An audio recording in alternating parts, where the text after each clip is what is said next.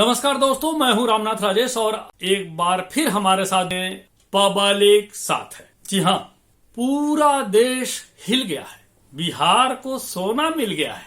ये बात हम नहीं कह रहे हैं। जो दिल्ली में बड़का गोल घर है जिसमें देश भर के चुनिंदा लोग उजर उजर कपड़ा पहन करके आके बैठते हैं, स्कूल के बच्चा की तरह झगड़ा करते हैं।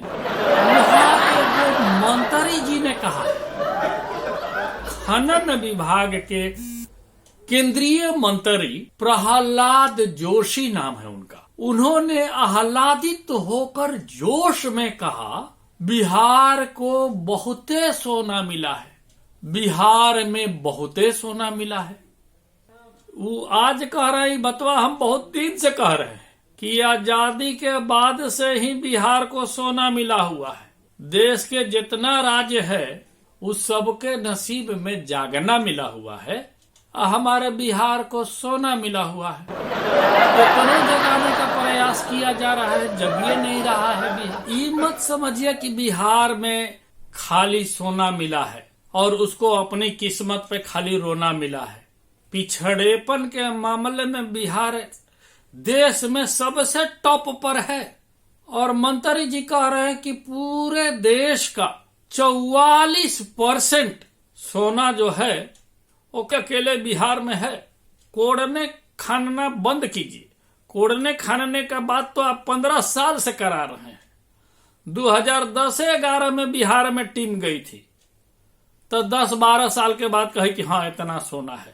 हम तो कह रहे हैं कि खाली जो नेता लोग हैं और जो साहेब सूबा लोग हैं, चाहे छोटका हो चाहे बड़का हो, उनके घर का और उनके बैंक का लॉकर तलाश लीजिए तो देश भर का 44% सोना नहीं 88% सोना निकल जाएगा। यार ऐसे ही नहीं टॉप पर है। टॉप कराने में हमारे यहाँ के नेताजी लोग और साहेब लोग बहुत योगदान है।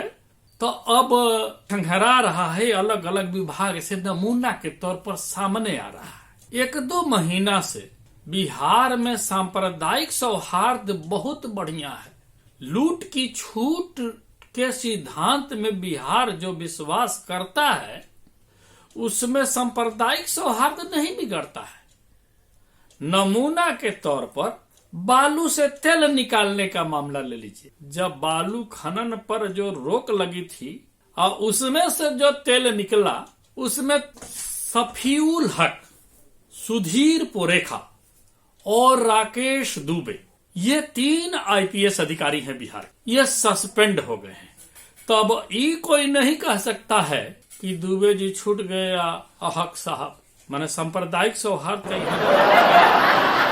ये सस्पेंड हो गया, नहीं समझता। निलंबित 2 चीज होता है ना, जैसे गाड़ी देर से चलती है तो उसको कहते हैं कि गाड़ी विलंबित है। उसी तरह से अफसर लोग जब ढेर खा लेता है तो चला नहीं जाता है तो उनको निलंबित कर दिया जाता है ताकि जो खाए हैं कुछ दिन बचा आधा सैलरी देते रहे।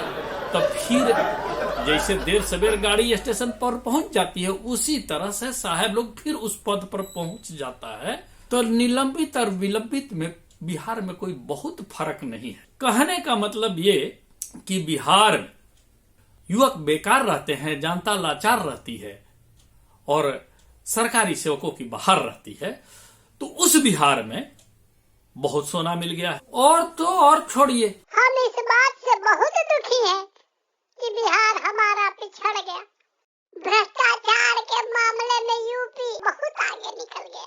पीयूष जैन का बुरा हो हमारे बिहार को पछाड़ दिया। बेगूसराय में श्रम प्रवर्तन अधिकारी, labour enforcement officer Deepak Kumar Sharma के यहाँ जब छापेमारी हुई तो 8 करोड़ रुपए की संपत्ति मिली।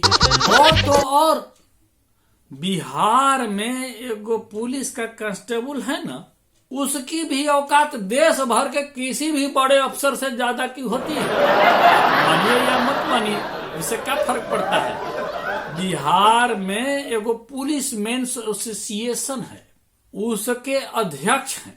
कांस्टेबल पद पर सिपाही जिसको कहते हैं, उनके 9 ठिकानों पर छापे मारे गए और वहां से करोड़ों की अवैध संपत्ति बरामद हुई।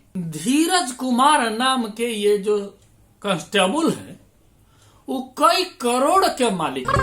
बिहार में सरकारी नौकरी लोग काहे खोजता है, अब ये बात आप लोग के समझ में आ रही हो। बिहार में लूट की छूट के मामले में शर्मा जी हो चाहे वर्मा जी हो, सब कोई बराबर, किसी के साथ भेदभाव नहीं बरता जाता है। अभी देखिए मगध यूनिवर्सिटी के रजिस्ट्रार साहब पुष्पेंद्र प्रसाद वर्मा अपने 4 साथियों के साथ गिरफ्तार कर लिए गए। ज्यादा नहीं, वो 4-5 मिल करके 25 से 30 करोड़ रुपया का घपला किया। अब उनके यहाँ से सोना नहीं मिलेगा क्या? सोना मिलेगा ना, तो बिहार के किस्मत में सोना लिखा रहेगा कि नहीं लिखा रहेगा?